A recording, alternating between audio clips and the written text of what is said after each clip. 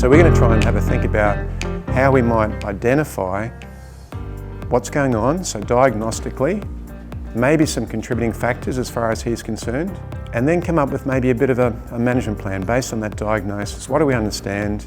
But if she's symptomatic over here and she's not symptomatic over here, then we need to make sure she improves with the internal rotation in horizontal flexion, particularly if I resist her down this way through here. They're measures of fatigue.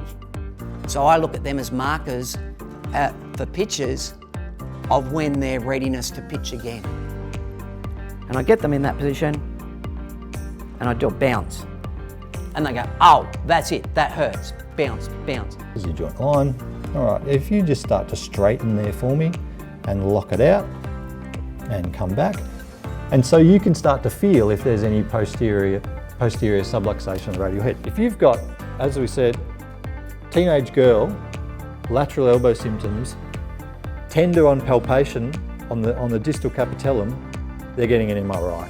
So if we look at a case study just of a typical swimmer, so this is a 24-year-old male butterflyer, dual Olympian, dual medalist, Commonwealth Games champion, and this was the results of his scan from our study, and as you can see, he's got pretty much all those significant findings, yet he's still competing at the elite level.